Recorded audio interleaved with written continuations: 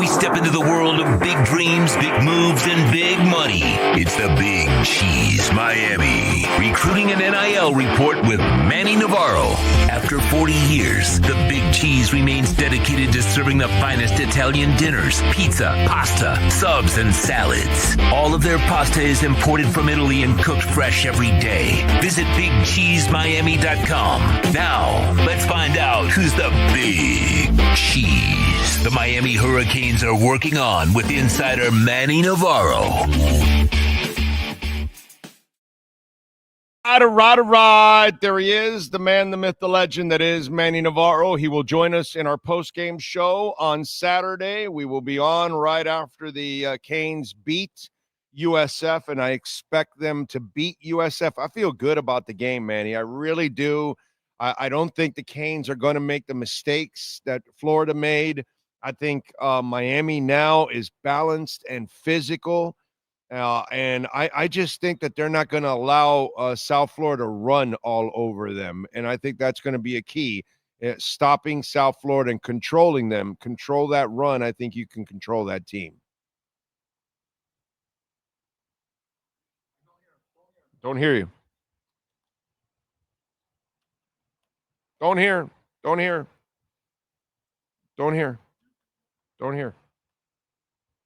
Mike. No. Mike, we're not hearing the mic. Can you hear me now? Ah, we got your Verizon. All right, brother. Now we got Sorry you. about that. Yeah. My bad. I don't know what All good, happened with Verizon. the StreamYard settings.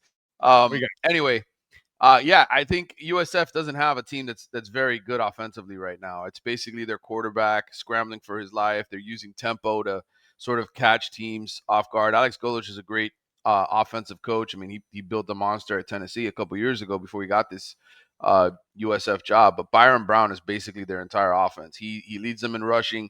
He makes a lot of big plays for them. But look, they only put up 18 points at Florida.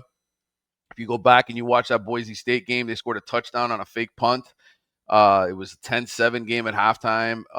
They haven't put up huge offensive yards. What they're doing is they're winning with Todd Orlando's defense. They're scrappy on that side of the ball.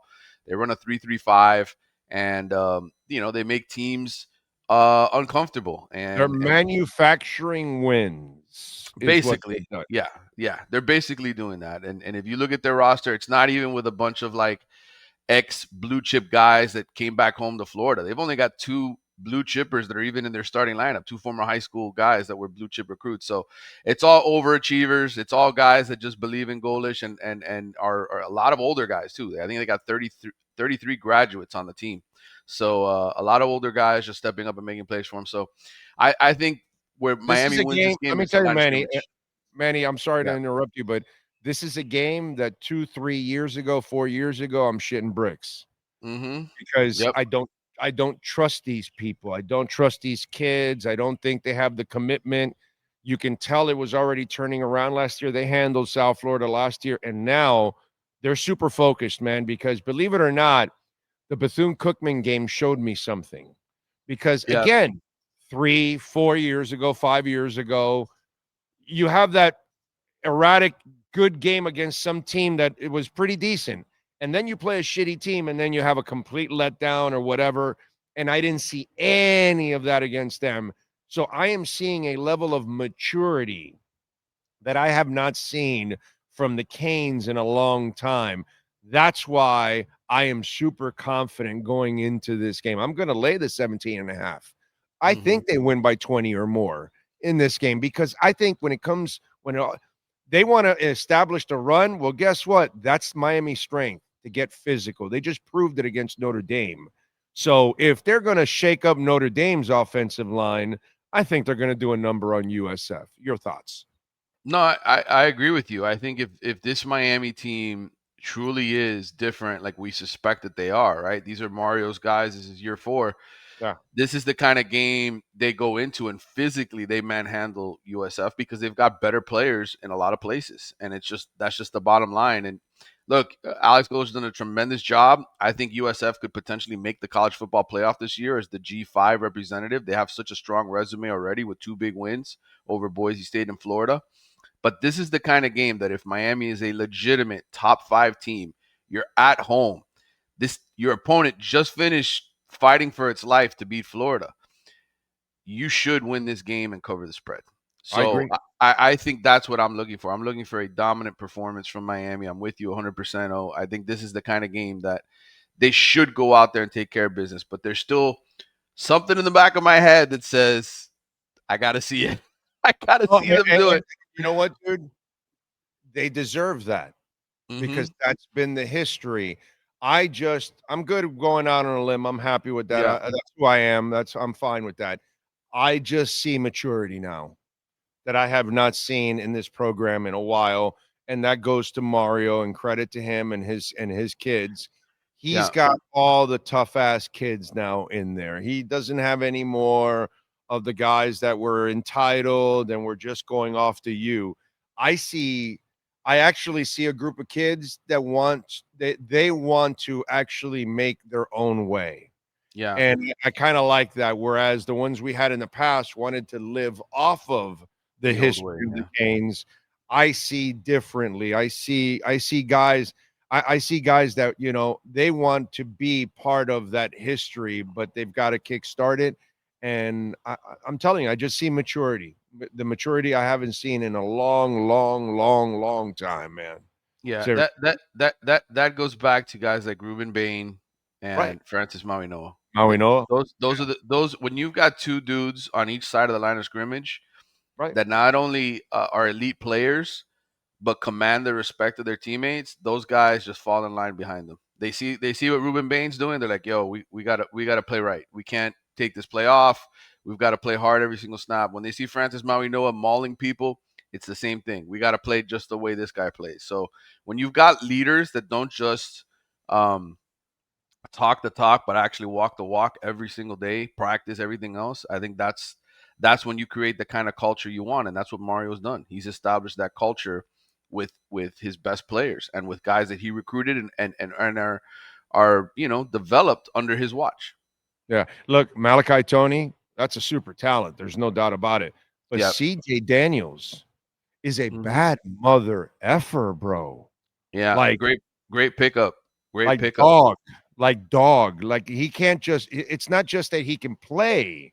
Like there's something in that dude. You know what I'm saying? And I like that. Well, I think they're getting better in the portal at identifying guys who fit their culture, and that requires a lot of homework because you really don't know when somebody else is on somebody else's roster. But that kid was at LSU last year and didn't make a dent, and yet he's come here and immediately made a dent. That's another example of, you know, something Mario can sell to guys. Come here. This guy went to LSU and he didn't do anything. Watch what he's doing with us. And I think that's a big part of this. Mario's in the middle of you know, we talked about this. Once he adds the big wins, it gets over the top with the recruiting and all that. But very important now, you know, the U used to be quarterback U. Well, if Carson comes here and has a hell of a year, and all of a sudden it's Cam and Carson in back-to-back years, and then the offense is so QB friendly and very QB promoting, you know, because you get here and you elevate your career, it's going to roll out the red carpet for the next guy and the next guys and the next. And I know they have a young guy waiting and all that, and they're developing, but at the same time, it's nice to create that kind of demand. You know, like when you get a Joe Brady into your program, it's like, oh shit, all right, quarterbacks are going to go want to be recruited by Joe Brady because they know he knows offense and he does a really good job with quarterbacks, you know, kind of like that. I think that's very important for Mario because if Carson Beck goes out there and has a great year, it just creates a really great environment, like you're saying. And then receivers like a CJ Daniels and a Malachi Tony, all of a sudden they really enhance everything. Yeah. And I think in the end, what culture is the word to me. Like that's what's being built here. That's what you can sell, and then you have the results to back it. So the proof is in the pudding, right? Like it's just who can really honestly beat you in an argument when you go out there and you beat Notre Dame on opening night in front of a huge crowd, in front of a huge national audience. and then you back it up by winning an ACC championship and getting a college football playoff. It's off and running. It's right there on the point of being off and running. But I think this weekend, bringing it back to USF for a second, this is the kind of weekend where you're a legit top 5 team. You dominate your opponent this week, and you sort of send a message like, "Hey, we're for real." Like, yeah, they just beat the Gators, but we're for real. Yeah, I just have that vibe from this team now. A vibe. I'm just getting a vibe that I haven't gotten in forever. All right, this is the Big Cheese NIL and recruiting report, and we do have a big game against USF. What are the big recruits that are going to be at the game, my brother? Well, obviously, you're going to have a lot of homegrown guys that keep popping into the stadium to watch these games in person, so that it's easy for them to travel. So there'll be some locals, but the out of town guys that are coming, a big one is a 2027 quarterback. His name's Trent Seaborn. He's from Alabaster High School, Thompson High School in Alabaster, Alabama, and he is the top target for Miami in the 2027 recruiting class among quarterbacks. He's coming down. Miami, South Carolina, Oregon are all interested in this kid. He's a 4-star right now in the 2027 class, but Miami is trying to woo him, and I think a big win in front of a big home environment. This should be a pretty good crowd on Saturday for this game. I think will impress this kid. So we talk about the quarterback position, and you can always go to the portal, but hey, you start pulling quarterbacks out of Alabama's backyard and other places like Georgia, and you start becoming that national program again, right? That you want to see these guys become. So big weekend for him. And then you'll have Jamar Thomas. He is a elite 2027 defensive lineman from Boca Raton West. He'll be out here to watch the games as well. But look, they're still trying to work on a lot of other guys in the 2026 class, trying to flip guys. But this weekend, in terms of big names, Trent Seaborn, I think, is a big one. Well, there you go. Success, and you'll get that quarterback going again. All right, so who are we trying to flip here from 2026? Yeah, a lot of guys. We are in flip season now because all of these guys have committed. They've all started collecting some NIL from other programs across the country, and guys are trying to get flipped. Caden Dixon Wyatt, kid wide receiver out of California, out of Mater Academy. They came down and they played St. Thomas Aquinas here in the opening weekend, beat St. Thomas. He's been committed to Ohio State. He's a guy they're after. They got a couple receivers they're looking at. Miller Paris out of Ohio, Jesuit. He's an Iowa State commitment. Jaden Pitt, receiver out of Naples, here in Florida, has been committed to Wisconsin. Those are all guys that they're looking to sort of add to the class of the receiver position. Defensive line and cornerback, DB or other positions, they're still looking to address. James Johnson from Miami Northwestern is a guy that I've told you about many times. He committed to Texas. He's a guy I think they keep pushing on. I know he was at Texas last weekend. Texas trying to hold on to him. Miami and Texas going head-to-head for a lot of guys right now, but Texas is winning. They got Diabello. They've got the running back from Chaminade, Madonna. Texas has the upper hand, but hey, Miami goes and wins the ACC this year, makes the playoff, and makes some noise. I would not be surprised to see some flips here of some of the local guys that they're fighting over with Texas.